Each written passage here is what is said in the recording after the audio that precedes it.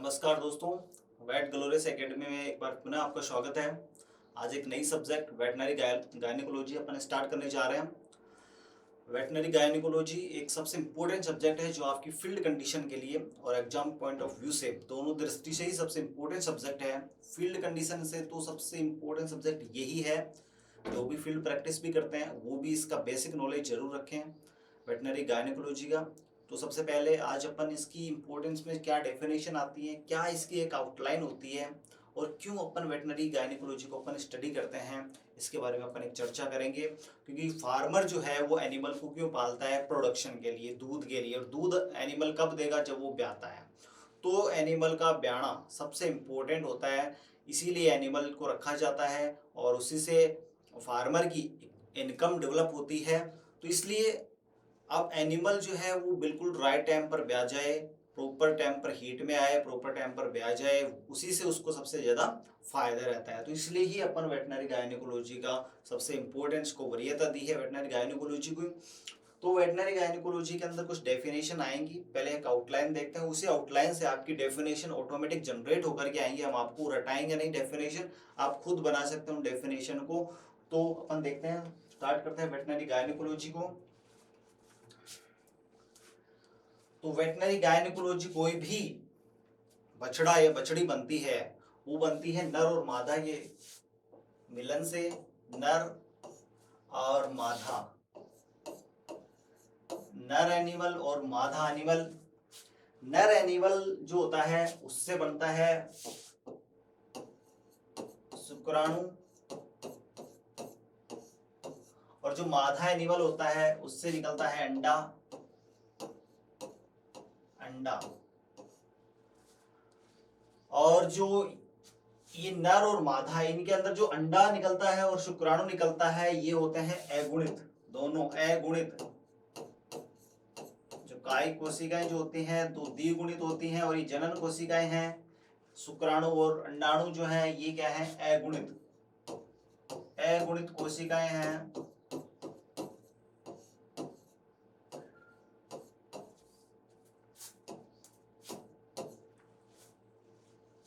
अब जो अंडा होता है उसमें केवल एक्स टाइप का ही आता है अगुणित स्टेज में, और जो शुक्राणु होता है वो एक्स भी हो सकता है जिसके अंदर गुणसूत्र, और वाई टाइप का भी हो सकता है।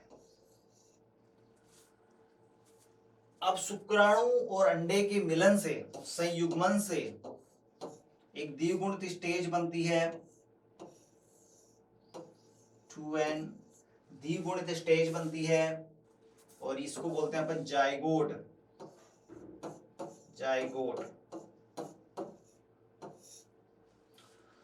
तो शुक्राणु और अंडे के मिलने से या उनके संयुग्मन से जो एक द्विगुणित अवस्था बनती है उसको बोलते हैं जाइगोट। और शुक्राणु और अंडाणु के मिलने को, शुक्राणु और अंडाणु के मिलने को, संयुग्मन को, इस प्रोसेस को बोलते हैं अपन, इस प्रोसेस को अपन बोलते हैं निषेचन। तो ये जो पूरी प्रोसेस जो हुई है, इस प्रोसेस का नाम है निषेचन।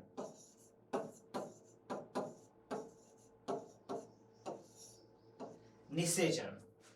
तो अगर आपको डेफिनेशन पूछे निषेचन क्या होता है, तो निषेचन होता है शुक्राणु और अंडाणु के मिलने से या संयुग्मन से जो द्विगुणित अवस्था बनती है उसको बोलते हैं जाइगोट, और इस प्रोसेस को बोलते हैं अपन निषेचन। ये एक डेफिनेशन हुई आपकी बेसिक डेफिनेशन निषेचन। निषेचन से बड़ा जाइगोट। अब जाइगोट जो होता है ये आपके पास, ये जाइगोट हो गया, जाइगोट। अब ये जाइगोट होगा, इसमें विभाजन होगा, मल्टीप्लिकेशन होगा, इसमें विभाजन होगा, और इससे बनेगा, ये जाइगोट है और इसमें विभाजन होगा, फिर 8 स्टेज 16 स्टेज मोरूला बनेगा, फिर ब्लास्टूला बनेगा,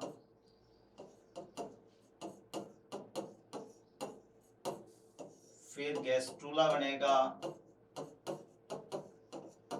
ये विभिन्न तरह की अवस्थाएं आती हैं। जायगोट के अंदर, जायगोट की विभाजन से फिर बाद में मोरुला स्टेज आती है, फिर ब्लास्टुला स्टेज आती है, गैस्ट्रुला स्टेज आती है। तो ये बिल्कुल विभाजन अविभेदित रहेगा। गैस्ट्रुला के अंदर क्या होगा, इसमें विभाजन स्टार्ट हो जाती, 3 लेयर बन जाती है इसमें, एक्टोडर्म, मीजोडर्म और एंडोड्रम। इसमें 3 इसके स्तर बन जाते हैं, 3 स्तर बन जाते हैं। जो आंतरिक स्तर होता है उसको बोलते हैं एंडोड्रम, और बीच का जो होता है उसको मीजोड्रम, और जो बाहर का होता है उसको बोलते हैं एक्टोड्रम। तो ये विभाजन स्टार्ट हो जाता है। तो यहां तक, इस विभाजन से पहले तक जो होता है इसको बोलते हैं एम्ब्रियो।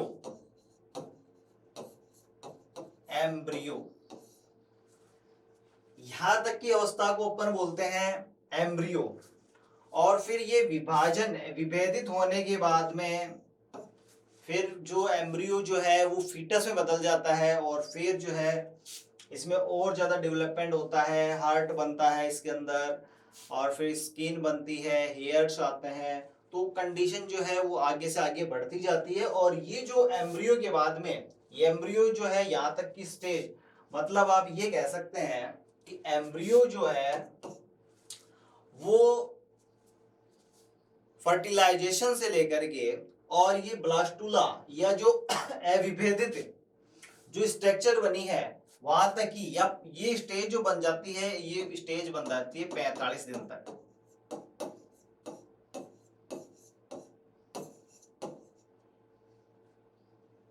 45 दिन तक, 45 डेज तक जब कंसेप्शन हुआ, गाय और सांड का जो मिलन हुआ, वहां से लेकर के 45 दिन का जब तक भ्रूण होता है तो उसको बोलते हैं एम्ब्रियो। 45 दिन तक जो स्ट्रक्चर रहती है, की जो स्ट्रक्चर रहती है उसको एम्ब्रियो बोलते हैं,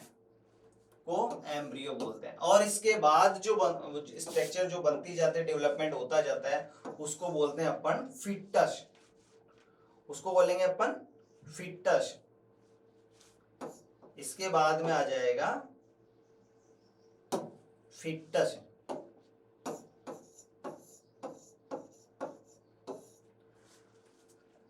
तो अगर पूछे आपसे कि एम्ब्रियो और फीटस के अंदर क्या डिफरेंस है, तो कंसेप्शन से लेकर के 45 दिन तक जो अवस्था रहती है उसको बोलते हैं अपन एम्ब्रियो, और 45 दिन के बाद में जो स्ट्रक्चर बनती जाती है उसको बोलते हैं अपन फीटस।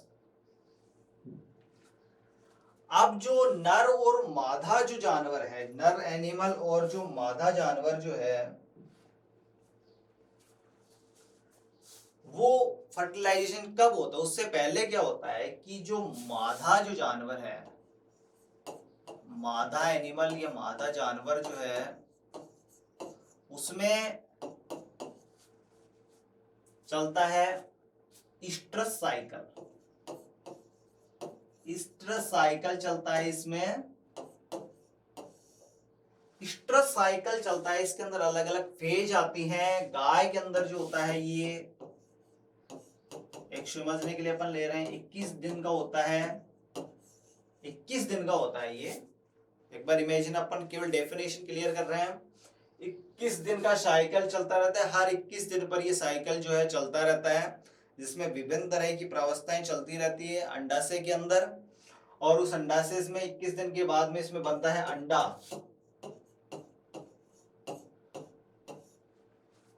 अब जब ये 21 दिन की जो पूरी प्रावस्था है, इसके अंदर जो लास्ट के अंदर 18 दिन जो होते हैं, उसके बाद में 18वें दिन पर, 18वें दिन से 20वें दिन तक एनिमल का बिहेवियर चेंज होता है। एनिमल का बिहेवियर चेंज होता है। बिहेवियर कैसे चेंज होता है? जैसे उस अवस्था के दौरान एनिमल जो है वो बार बार पेशाब करेगा, एनिमल बार बार रंभाएगा, बेलोइंग करेगा, बार बार रंभाएगा, बार बार उठेगा, बार बार बैठेगा, बार बार पेशाब करेगा और उसकी वल्वा से एक डिस्चार्ज निकलेगा, बिल्कुल पानी की तरह का, कांच की तरह का बिल्कुल साफ साफ डिस्चार्ज निकलेगा। तो ये सब चेंज होते हैं और दूध दे रहा है वो कम हो जाएगा। तो ये जो स्टेज जो आती है, ये जो 18वें दिन के बाद में स्टार्ट होती है, उस पीरियड को बोलते हैं अपन स्ट्रेस पीरियड। स्ट्रेस पीरियड मतलब हीट वाला पीरियड, हीट में आना। तो ये स्ट्रेस पीरियड क्या होता है? स्ट्रेस पीरियड ऐसा पीरियड होता है इसकी सेक्सुअल साइकिल के अंदर जब एनिमल के अंदर बिहेवियर चेंजेस होता है। लाइक क्या क्या बिहेवियर चेंज आते हैं? एनिमल बार बार उठेगा, बार बार बैठेगा, बार बार रंभाएगा, उसके वल्वा से डिस्चार्ज होगा, बिल्कुल व्हाइट कांच की तरह का साफ डिस्चार्ज होगा। उस दिन मतलब एनिमल जो है दूध प्रोडक्शन उसका कम हो जाएगा। तो ये कुछ आता है, दूसरे एनिमल के ऊपर चढ़ेगा वो। तो ये सारे जो सिम्टम जो आते हैं वो जो आते हैं किस पीरियड में आते हैं? आपके स्ट्रेस पीरियड के अंदर है। और उसको बोलते हैं अपन हीट के अंदर आना, तो हीट में आना। तो ये तो इसके जो साइन जो आते हैं उससे अपन पहचान जाते हैं कि ये इसका आज जो है एनिमल जो है स्ट्रेस के अंदर है या एनिमल जो है हीट के अंदर है आज। तो ये हीट क्या होती है ये आपको बताई। स्ट्रेस साइकिल, ये जो सेक्स साइकिल चलता है एनिमल के अंदर, मध्य चक्कर चलता है। वुमन के अंदर क्या होता है कि ऐसा साइकिल नहीं होता है, ह्यूमन में दूसरा साइकिल होता है, कभी भी वेटिंग। इनके अंदर एक जो फिक्स पीरियड है उसी किस दिन के बाद में ही उसके अंदर अंडा रिलीज होता है। और जब ये हीट पीरियड के अंदर आता है तब ही जो सांड है वो इसको ज्ञापित कर पाता है, तभी उसकी सर्विक्स खुलती है, तभी वो उनके अंदर मेटिंग हो पाती है नर और मादा के अंदर, जब ये हीट पीरियड होता है। हीट पीरियड नहीं होता तो मेल एनिमल जो है वो फीमेल एनिमल से कोई कोपुलेशन नहीं कर पाएगा, मेटिंग नहीं कर पाएगा। केवल हीट पीरियड के दौरान ही एनिमल जो है वो मेटिंग करता है। एनिमल्स के अंदर ये समझदारी होती है कि वो केवल और केवल हीट पीरियड के अंदर ही करेंगे। इसके अलावा जो है नर और मादा जो है एक दूसरे से कपुलेशन या मेटिंग नहीं कर पाएंगे। तो ये है स्ट्रेस। अब जो है एक नई डेफिनेशन की ओर चलते हैं अपन। अब अपन ने देखा कि एनिमल जो है, मादा एनिमल जो है इससे अंडा निकला और नर एनिमल को अपन ने इससे करवाई मैटिंग। तो नर एनिमल और मादा एनिमल जो है, मादा एनिमल कब आएगी? हीट में आएगी, हीट में आएगी। तो नर और मादा एनिमल जो है वो आपस में जो है कंसेप्शन होगा। जब नर और मादा का मिलन होगा आपस में तो शुक्राणु, जो मेल एनिमल है वो शुक्राणु जो है वो मादा की योनि में डालेगा, उसके गर्भाशय में डालेगा।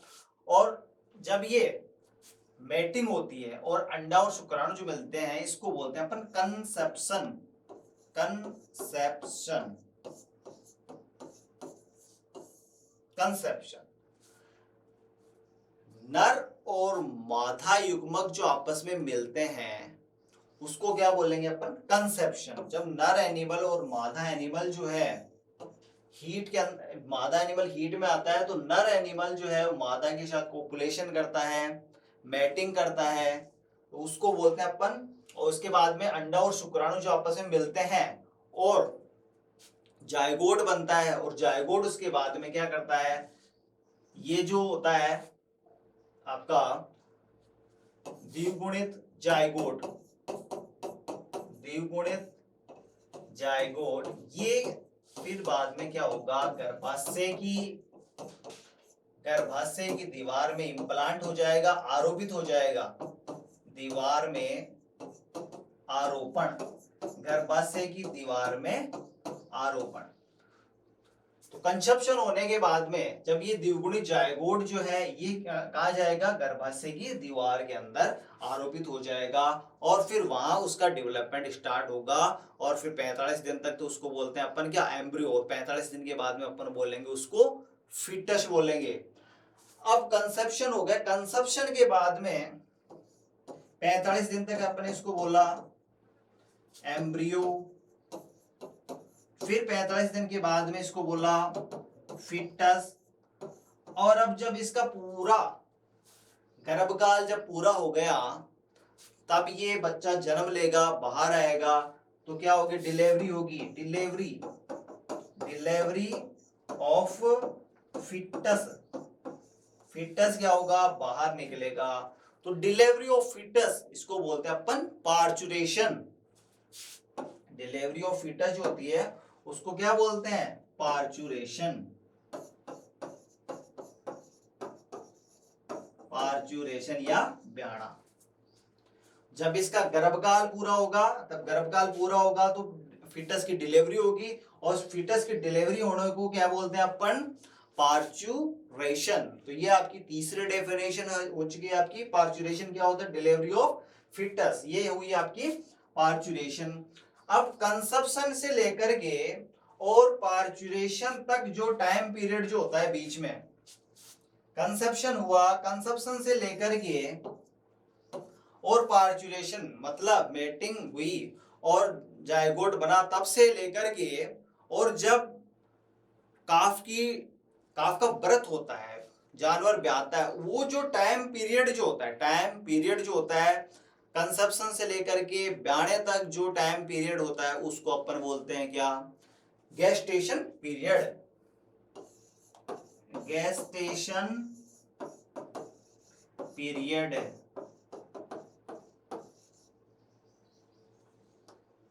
गेस्टेशन पीरियड बोलते हैं इसको अपन।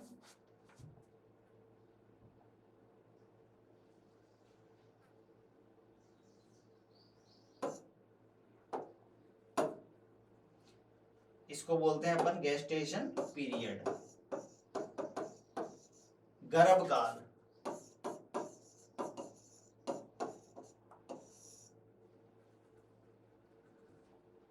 गर्भ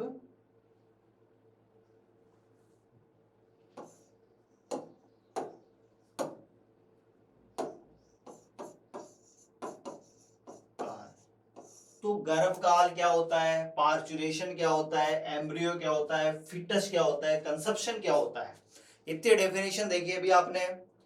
कंसेप्शन से लेकर के पार्चुरेशन तक का जो टाइम पीरियड होता है उसको बोलते हैं गर्भकाल। और गर्भकाल सभी जानवरों का अलग अलग होता है, गाय का अलग होता है 280 दिन होता है, भैंस का 310 दिन होता है, हाथी का 650 दिन होता है, चूहे का 20-22 दिन होता है, खरगोश का 35 दिन होता है। तो सब स्पीशीज का गेस्टेशन पीरियड, गर्भकाल जो होता है वो सबका अलग अलग होता है, ये ध्यान रखें आप।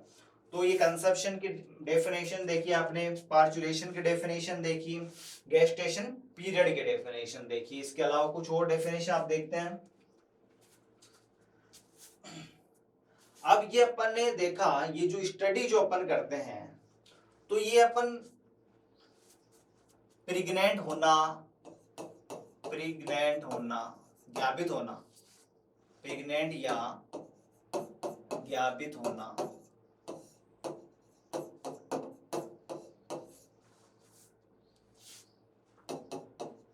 ज्ञापित होना, और ज्ञापित होने से लेकर के delivery of foetus, delivery of foetus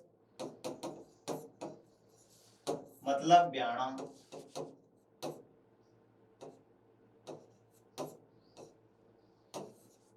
और ब्याने के बाद में जो थोड़ा सा पीरियड होता है 30-40 दिन का, उसको बोलते हैं पोस्टपार्टम पीरियड। जानवर का, मादा जानवर का ज्ञापित होना, ज्ञापित होने के बाद में ब्याणा, और ब्याणे के बाद में जेर वगैरह डालती है, इसके बाद में जो ऑर्गन जो है वो साइज में बड़े हुए थे वो वापस अपनी नॉर्मल साइज में आते हैं, वो पीरियड होता है उसको बोलते हैं पोस्टपार्टम पीरियड। तो इस सब की स्टडी करना, किस किस की, एनिमल के ज्ञापित होना, डिलीवरी ऑफ फीटस और पोस्टपार्टम पीरियड, इसकी स्टडी को अपन बोलते हैं ऑब्स्टेरिक्स,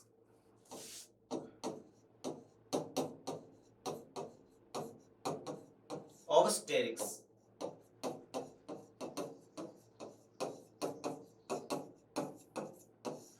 ऑब्स्टेरिक्स क्या है? ऑब्स्टेरिक्स है विज्ञान की वह शाखा, विज्ञान की वह शाखा जिसमें मादा जानवर के प्रेग्नेंट होने और उसके पार्चुरेट होने और उसका जो पोस्टपार्टम पीरियड है, इसके अध्ययन को अपन बोलते हैं ऑब्स्टेरिक। ठीक है, तो ऑब्स्टेरिक के अंदर केवल कौन आएगी? मादा। और मादा का वो टाइम पीरियड जिसमें मादा ज्ञापित होती है, कंसेप्शन से लेकर के, आप ये मान सकते हैं कंसेप्शन से लेकर के डिलीवरी ऑफ फीटस और पोस्टपार्टम पीरियड, इस पूरे टाइम पीरियड का अध्ययन करना जो होता है उसको बोलते हैं अपन ऑब्स्टेरिक्स। बहुत इंपॉर्टेंट डेफिनेशन है यह है ऑब्स्टेरिक्स। अब आपने स्टार्ट किया था गायनेकोलॉजी, तो गायनेकोलॉजी क्या होती है? गायनेकोलॉजी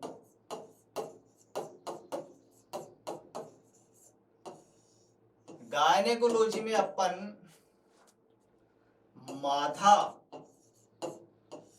मादा की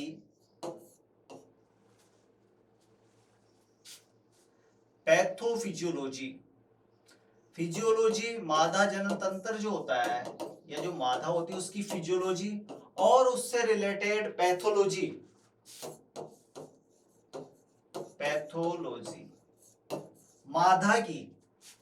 मादा जानवर की फिजियोलॉजी।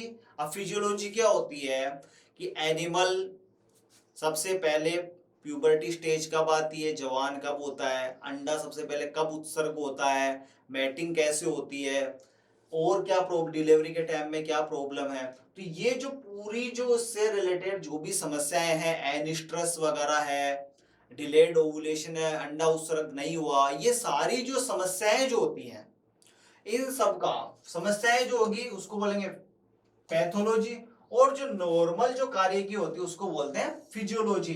तो मादा की क्या होगी? मादा की मादा जनन तंत्र होगा, तो मादा जनन तंत्र जो है उसकी फिजियोलॉजी और उसकी पैथोलॉजी का अध्ययन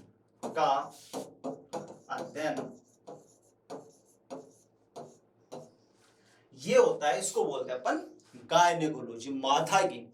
इसमें फिजियोलॉजी मतलब नॉर्मल फंक्शन भी आ जाएगी उसकी कार्य की, और उससे रिलेटेड जो भी कोई बीमारियां होती हैं मादा जनन तंत्र से, मादा के जैसे फीमेल के अंदर जब मेनोपॉज आ जाता है 40 के एज के बाद में, अंडर जो है सारे कंप्लीट हो जाते हैं, अंडे निकलना बंद हो जाते हैं, लेकिन जानवर में ऐसी कंडीशन नहीं बनती है, लगातार निकलते रहते हैं। डिलीवरी के टाइम में क्या प्रॉब्लम आती है, एनिस्ट्रस कैसे आती है, सिस्ट वगैरह जो बनती है वो कैसे बनती है, तो इस सारे सिस्टम का अध्ययन जो होता है मादा का, उसकी नॉर्मल फंक्शनिंग और उसकी पैथोलॉजी, इसका अध्ययन कहलाता है गायनेकोलॉजी। और एक तीसरी जो आती है डेफिनेशन इंपॉर्टेंट, वो आती है थीरियोजिनोलॉजी।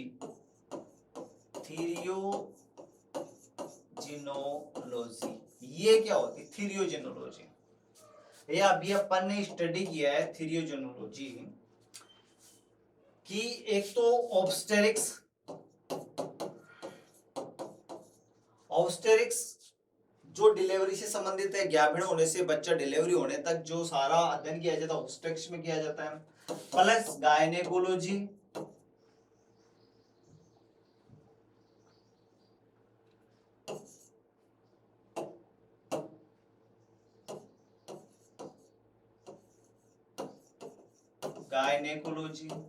प्लस आर्टिफिशियल इंसेमिनेशन, ये एक बड़ी चीज हो गई।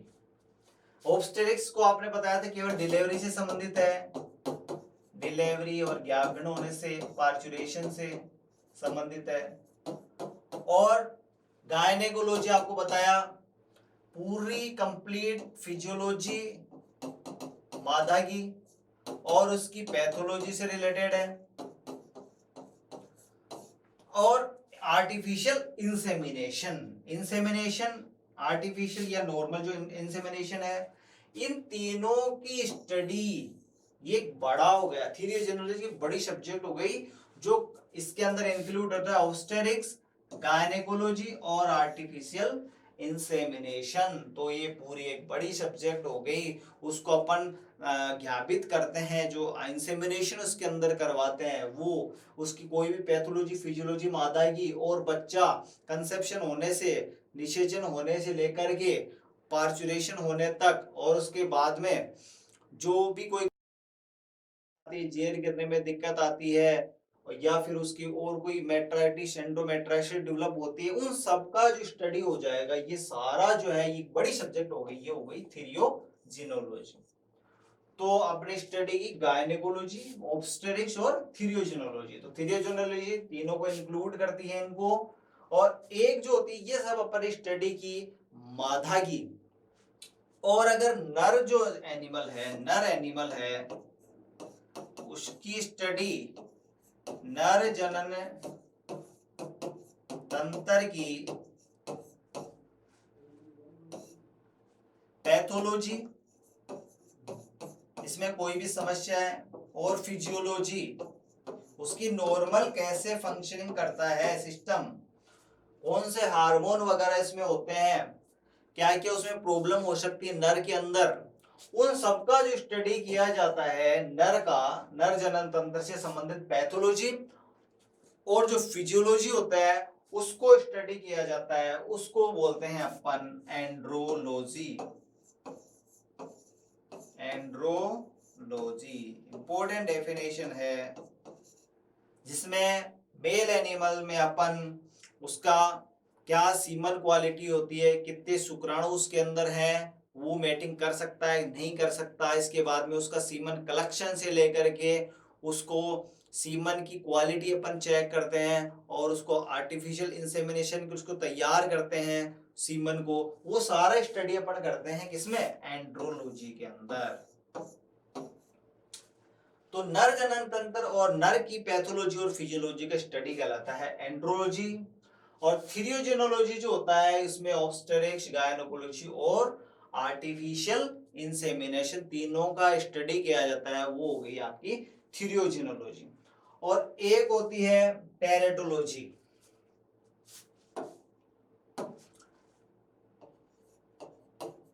टेरेटोलॉजी ये क्या होती है, टेरेटोलॉजी भाई, इसमें अपन ने देखा था कि जो बच्चा जो बनता है, इसमें अपन ने देखा कि पहले जायगोट बना,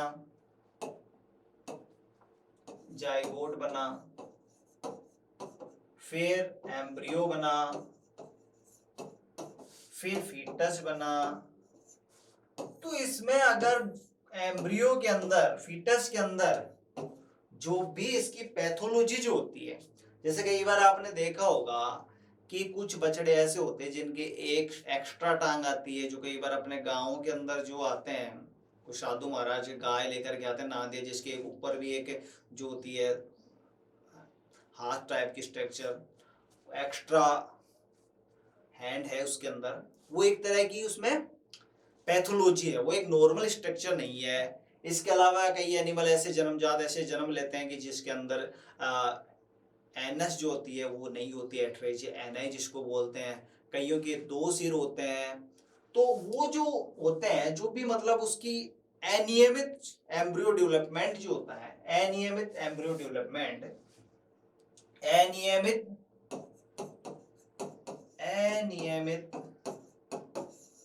भ्रूण विकास, अनियमित भ्रूण विकास जो होता है उसको अपन बोलते हैं टेरेटोलॉजी। मतलब ये एम्ब्रियो जो होता है इसमें क्या क्या गड़बड़ हो सकती है, जन्मजात विकृति आ जाती है उसके अंदर, ये जन्मजात विकृति जो आती है टेरेटोलॉजी, उसी को बोलते हैं टेरेटोलॉजी। तो भ्रूण विकास के दौरान क्या क्या अनियमितताएं उसमें हो सकती हैं, क्या क्या अनियमितताएं हो सकती हैं कब, भ्रूण विकास के दौरान। तो उस सब्जेक्ट का जो अध्ययन होता है उसको बोलते हैं अपन टेरेटोलॉजी। और एक होती है एम्ब्रियोलॉजी। तो एम्ब्रियोलॉजी में नॉर्मल एम्ब्रियो का डेवलपमेंट जो अपन अलग अलग स्टेज आती है उसकी, मोरुला, गैस्ट्रुला, ब्लास्टुला, ये जो स्टेज आती है अलग अलग उनका स्टडी जो होती है उसको बोलते हैं अपन एम्ब्रियोलॉजी। तो ये आपकी आज की कुछ डेफिनेशन आपको बताइए आज आपको, जिसके अंदर सबसे पहले आपको बताया फर्टिलाइजेशन, लाइजेशन या निषेचन, कंसेप्शन,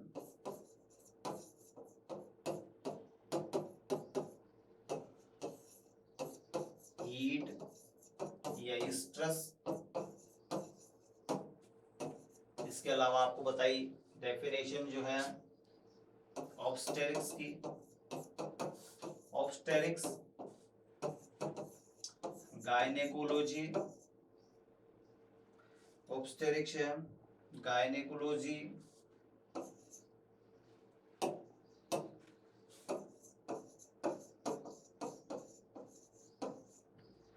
थीरियोजेनोलॉजी,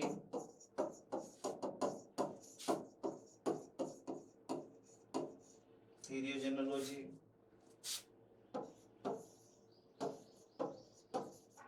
एंड्रोलॉजी,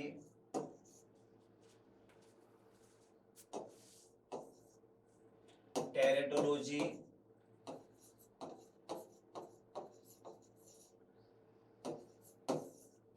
एम्ब्रियोलॉजी, इनके बाद में अपने पास आती है ऐसा एनिमल जो एक, कुछ एनिमल जो होते हैं जैसे गाय होती है, भैंस होती है, वो एक बच्चा देती है। एक बच्चा जो देती है उनको बोलते हैं अपन मोनोटोकस, मोनोटोकस। एक बार में एक ही बच्चा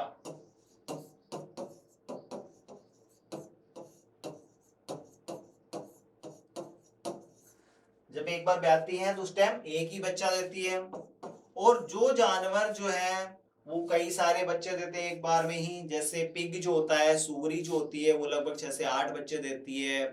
कुतिया जो होती है वो 5 से 7 बच्चे देती है एक साथ। तो उनको बोलते हैं अपन पोलीटोकस। तो ऐसे एनिमल, ऐसे एनिमल जो एक से ज्यादा बच्चे देते हैं उसको बोलते हैं पोलीटेकस। एक से ज्यादा बच्चे देना, मोनोटोकस और पोलीटोकस। तो मोनोटोकस एक बार में एक ही बच्चा देंगी और पोलीटोकस जो है वो एक से ज्यादा बच्चे देते हैं। एक होता है नलीपेरा, नलीपेरस, मतलब नलीपेरस, नलीपेरस। नलीपेरस ऐसी मादाएं होती हैं जिन्होंने, जो एक बार भी पार्चुरेट नहीं हुई है, एक बार भी बच्चा उन्होंने नहीं दिया है, एक बार भी प्रेग्नेंट नहीं हुई है। ऐसी फीमेल जो एक बार भी प्रेग्नेंट नहीं हुई है, अभी तक उन्होंने एक भी बच्चा नहीं दिया है, उनको बोलते हैं अपन नलीपेरस। तो नलीपेरस कौन सी होती है? ऐसी मादा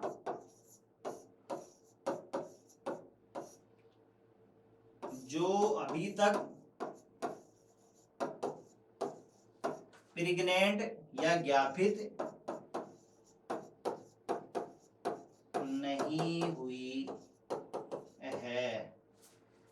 तो ऐसी मादा जो एक बार भी प्रेग्नेंट नहीं हुई है, पार्चुरेट नहीं हुई है, क्लियर बताते हैं आपको, नलीपेरस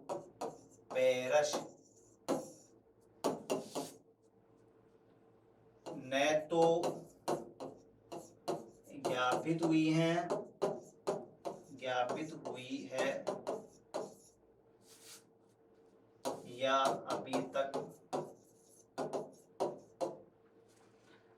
इसमें सबसे इंपॉर्टेंट जो वर्ड है वो यही है कि अभी तक जो है ज्ञापित नहीं हुआ है। ज्ञापित नहीं हुई होगी तो अभी तक उसने डिलीवरी एक भी बच्चा नहीं दिया है। तो ऐसी मादा, नलीपेरस किस मादा को बोलते हैं? जिसने अभी तक एक बार भी ज्ञापित नहीं हुई है और उसने एक बार भी बच्चा नहीं दिया है। एक होता है प्रीमी पेरस। प्रीमी पेरस, ये ऐसी मादाएं होती हैं जो ज्ञापित हो गई और वो अभी बच्चा देने वाली है, अभी दिया नहीं है लेकिन बच्चा देने वाली है। ऐसी मादा जो ज्ञापित है और बच्चा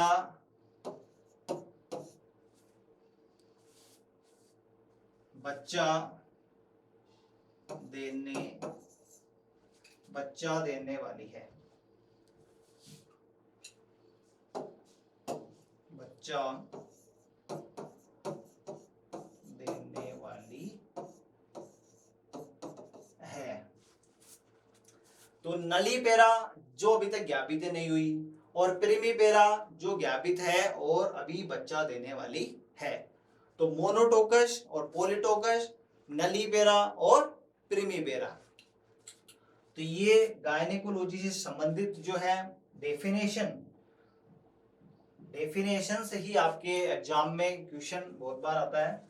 इसमें सबसे पहले जो अपन ने बताया था, सबसे पहला जो फंक्शनिंग होता है, तो नर का अध्ययन आपको बताया था। नर का अध्ययन जो होता है उसको बोलते हैं एंड्रोलॉजी। और मादा में स्टेज अलग अलग। गायनेकोलॉजी पूरी पैथोफिजियोलॉजी जो होती है, मादा की पैथोलॉजी और उसकी फिजियोलॉजी, तो इसको बोलते हैं क्या? गायनेकोलॉजी।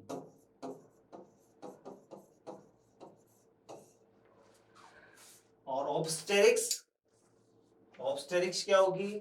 ऑब्स्टेरिक्स होगी अपनी केवल ब्याने से संबंधित, कंसेप्शन से लेकर के डिलीवरी और डिलीवरी से पोस्टपार्टम पीरियड, केवल इसी के अध्ययन को अपन बोलते हैं ऑब्स्टेरिक्स। और गायनेकोलॉजी, ऑब्स्टेरिक्स और आर्टिफिशियल इंसेमिनेशन ज्ञापित कराने को, इन सबको तीनों को मिलाकर के जो अध्ययन किया जाता है उसको अपन बोलते हैं थिरियोजेनोलॉजी। फीटस और एम्ब्रियो में क्या अंतर है? एम्ब्रियो जो होता है, फीटस और एम्ब्रियो में जो अंतर जो होता है, मेन क्या अंतर होता है इनमें? 45 डेज तक का जो अविभेदित स्ट्रक्चर जो होती है, 45 डेज तक की जो अविभेदित स्ट्रक्चर जो होती है,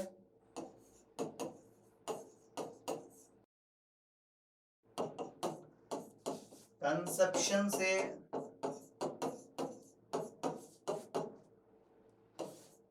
45 डेज तक की अविभेदित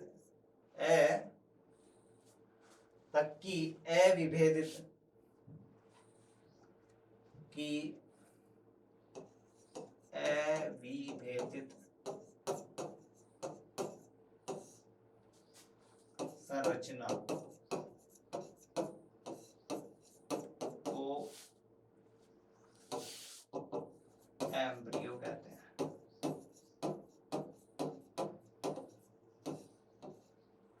और फीटस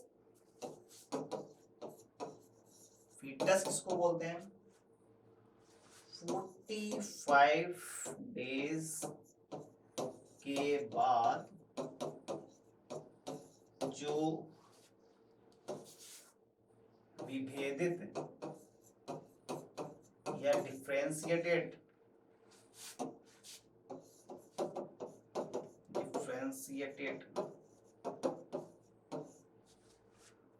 45 डेज के बाद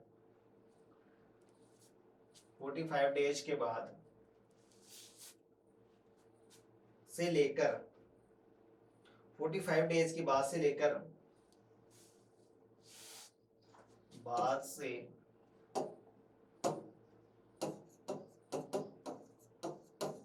लेकर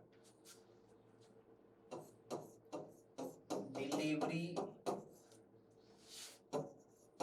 होने तक जो संरचना होती है उसको बोलते हैं फीटस।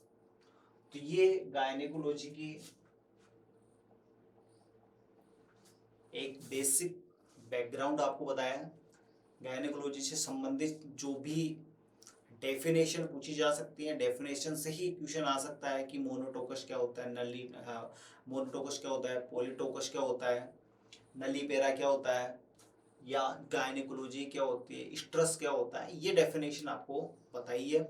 नेक्स्ट क्लास में अपन मादा जनन तंत्र के अंदर कौन कौन से अंग आते हैं, क्या क्या उनकी फंक्शनिंग होती है, कौन कौन से वो हार्मोन रिलीज करते हैं, इनके बारे में अपन अध्ययन करेंगे। धन्यवाद।